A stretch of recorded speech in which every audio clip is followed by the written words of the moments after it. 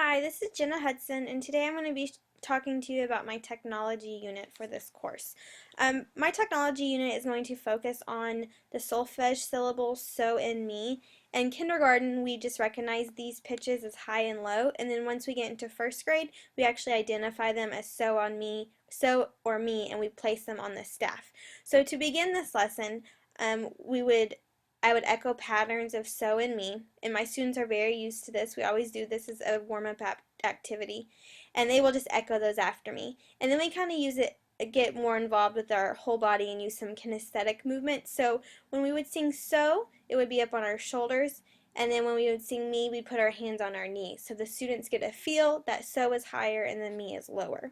And to continue on with that, we would then turn it into a game called the poison game, and I would sing patterns. One of those patterns would be a poison pattern, and if the students echo that pattern, then I would get a point. But if no one echoes, then the class gets a point. And they love this game. We play it all the time, and they thoroughly enjoy it, and it's a great engaging way to get them up and singing. So that's how I would start the lesson, go through the poison game, and then we would use this app called Storybots. They are not familiar with this app, so I would have to, we would have to first go download it from the app portal, which my students are familiar with. And before I even let them open up the app, I would show them exactly how it would work. So this is what the app looks like. All it is these little robots, and they just sing.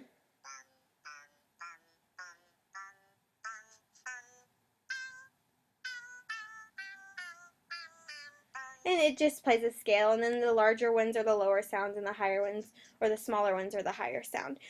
So one thing that I would have to instruct my students to do is at the top corner, instead of the bum sound, we want to do the do, re, mi, because we're focusing on so and me.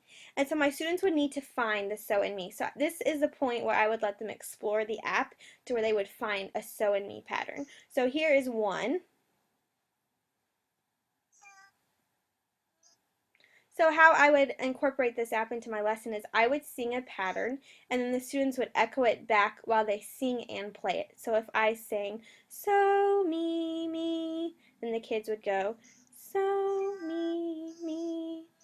And then after I have led this activity, then I'm going to partner up the students, and one student will sing a pattern and the other one will play it back, and then they would switch roles. So this would just be a great introduction, and then it will allow the students to visually see that the so is higher than the me.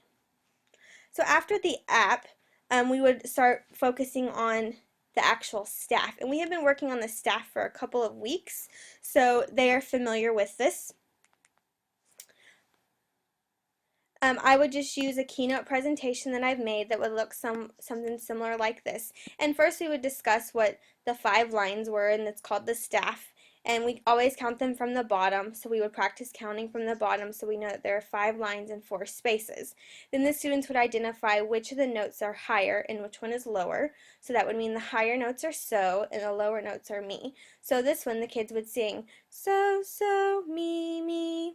And then we would go through each slide just as a review. And usually when I do these, I partner them up and they discuss what the pitches are with their neighbors, and then one person answers and we give a thumbs up or down if they were correct. So after we've reviewed with this, then we're going to use the Kahoot app to review. My students have played Kahoot many times, so they are very, very familiar with this app. This is what my Kahoot game would look like, exactly like the keynote presentation. So once the students logged in, and I always have them spread out around the room, and I wander around the room the entire time I'm doing this, and I can control it from my app if I need to. The students would just get a picture of this staff, and then underneath they would have to choose so, me, so, whatever the correct answers are. So here you can see that I give them 2 options to start off easy. So it's so, me, not me, so. And then they gradually get harder, and we start adding even more sounds and starting on me instead of so. So they gradually get harder, and then Kahoot is a great way to engage the students, and then I can get a report of how well they're doing and if they need some more instruction on this topic. So after Kahoot, my assessment tool for this activity is going to use an app called ChatterKids. Let me pull up ChatterKids. We used this earlier in the year, in January, to sing a song for our virtual learning day. So the kids have used it before, and they use it in their classroom a lot as well.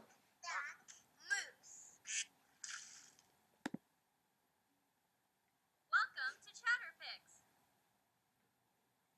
And all the students would have to do is first, because I want to see them, they're going to take a photo, and you can either choose a photo or take a selfie. I'll just go ahead and pick one that I have. I have a lot on here from past presentations. And then they have to actually draw the mouth where their mouth would actually move. And then all they have to do is hit the record button. And when they record, I will have a piece of music up in front of them.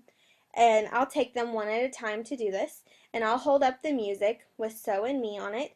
And then they'll record themselves singing whatever they see. So if they see so me, then they would sing that pattern back. So then I can tell if they actually know what they are visualizing. So I'll just do a quick example. Record in 3, 2, 1, go! So, me. And to play it back, you just hit the green button. Me. And then the really fun part that the kids really enjoy with this is you can decorate it. You can change the filter. You can add stickers. I can give myself glasses. I can have a little guitar. There's a ton of things that you can do with this app that the kids just absolutely love.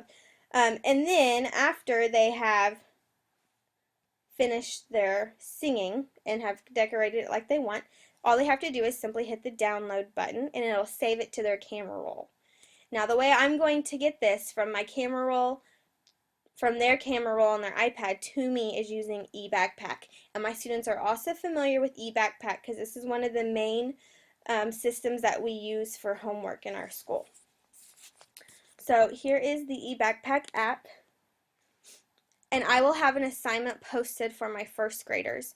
And all they have to do is click on their assignments. It's not on here yet, but I have plenty of assignments that you can see.